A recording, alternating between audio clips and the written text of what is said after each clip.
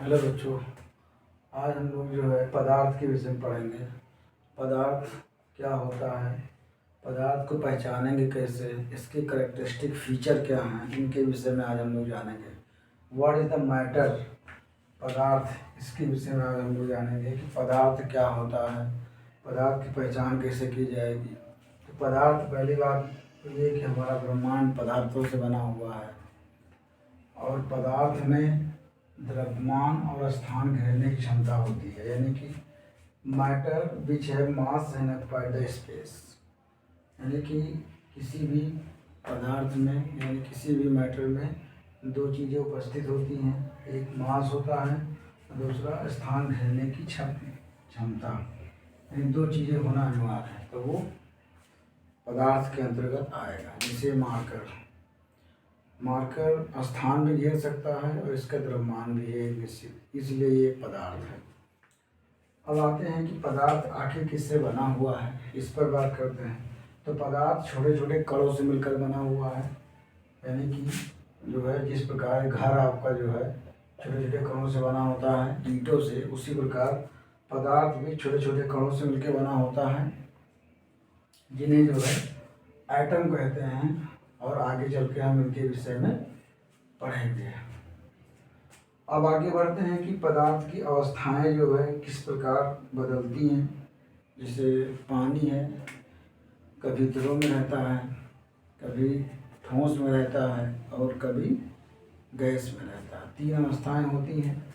इसी प्रकार हर एक पदार्थ की तीन अवस्थाएं होती हैं, अलग अलग टेम्परेचर पे अलग अलग स्टेट होती हैं। जैसे कहा जाए कि ठोस अवस्था यानी solid state, liquid state, gas state. तो ये जो है एक्चुअली में स्टेट चेंज क्यों होती हैं, उनका मुख्य कारण क्या है, तो उनके विषय में जानेंगे।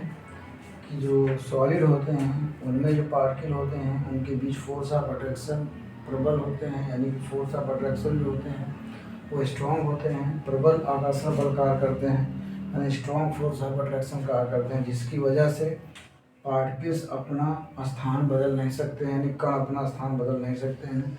जो पार्टिकल जहाँ पर है वहीं पर रहेगा। इसकी वजह से ठोसों का आकार और आयतन दोनों निश्चित होता है, यानी कि volume and shape both are fix in the case of the solid state. Other hand एक नेक्स्ट स्टेट है मैटर की, जिसे बोलते हैं लिक्विड स्टेट। लिक्विड स्टेट में जो है पार्टिकल्स के बीच फोर्स ऑफ अट्रैक्शन जो होता है वो दुर्बल, यानी कि weak force of attraction work करता है, जिसकी वजह से पार्टिकल्स एक दूसरे से वीकली फोर्स ऑफ अट्रैक्शन से बंधे होते हैं। लेकिन वो जो है अपना स्थान बदल सकते हैं, लेकिन वो जो है बाहर नहीं जा सकते हैं। इसीलिए जो लिक्विड होते हैं इनका जो है वॉल्यूम होता है वो फिक्स होता है, लेकिन इनका जो शेप होता है फिक्स नहीं होता है। इसी प्रकार जैसे हम समझ सकते हैं कि 1 लीटर पानी अगर बोतल में लिया जाए तो उस पानी को बोतल में भरा जा सकता है, लोटा में भरा जा सकता है, या किसी अन्य भी जो है कंटेनर या बर्तन में भरा जा सकता है। जिसमें भरा जाएगा वो उसका जो है उसका स्थान ले लेगा, यानी उसी के जैसा हो जाएगा। ये किसी में प्रॉपर्टी होती है लिक्विड स्टेट में। गैस स्टेट में आते हैं तो गैस स्टेट में पार्टिकल के बीच में फोर्स ऑफ अट्रैक्शन बहुत ही कम होता है, यानी नेग्लिजिबल फोर्स ऑफ अट्रैक्शन होता है, जिसकी वजह से पार्टिकल्स के बीच में फोर्स ऑफ अट्रैक्शन यानी जो बल होता है वो बहुत ही कम होता है। नगण्य हम मान सकते हैं कि कोई पार्टिकल यहाँ एक दूसरे से आकर्षित नहीं होता है। अगर आकर्षित भी होता है तो बहुत ही जो है कम बल से आकर्षित होता है, और ये अपना स्थान बदल सकते हैं, यानी कि ये जो है स्थान भी छोड़ सकते हैं, क्योंकि यहाँ जो है बल जो है बहुत कम लगता है कणों के मध्य में, जिसकी वजह से गैसों का आकार और आयतन दोनों निश्चित नहीं होता है।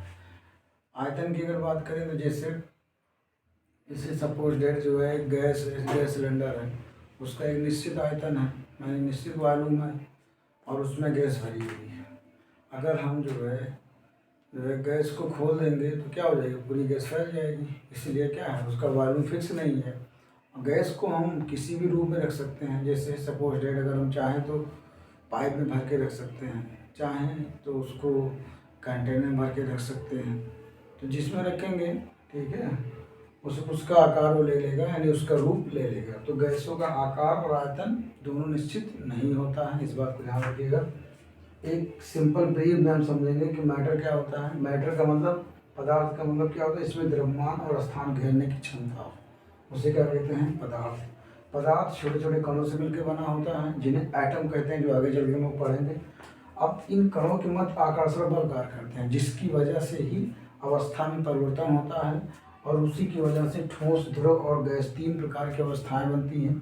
ठोसों में आकर्षण बल क्या होता है, नगण्य होता है, ठोसों में आकर्षण बल प्रबल होता है, जिस कारण ये जो कण होते हैं अपना स्थान नहीं बदल सकते हैं, कई स्थान पर रहते हैं, और ठोसों का आकार और आयतन दोनों निश्चित होता है। द्रवों में क्या होता है कि जो है कणों के मध्य आकर्षण बल दुर्बल होते हैं, जिसकी वजह से जो कण होते हैं वो स्थान तो बदल सकते हैं लेकिन स्थान छोड़ नहीं सकते हैं, यानी कणों के मध्य दुर्बल बल कार्य करते हैं। इसी कारण द्रवों का आकार अनिश्चित होता है लेकिन आयतन निश्चित होता है। गैसों के केस में आ जाएंगे तो कणों के मध्य आकर्षण बल एकदम से नगण्य होता है, यानी कि कणों के मध्य आकर्षण बल ना के बराबर है, यानी कि ये अपना स्थान छोड़ करके कहीं और जा सकते हैं। इसी वजह से गैसों का आकार और आयतन दोनों निश्चित नहीं होता है, यानी कि जो है अगर अमोनिया की बोतल को अगर हम एक जगह ओपन करें तो वो क्या हो जाएगी, पूरे कमरे में फैल जाएगी। अगर कमरा खोल देंगे तो पूरा वहाँ का चारों तरफ फैल जाएगी, क्योंकि कणों के मध्य आकर्षण बल नगण्य होते हैं। ये जो पदार्थ है इसको समझना बहुत आवश्यक है, क्योंकि साइंस का बेसिक स्ट्रक्चर यही है।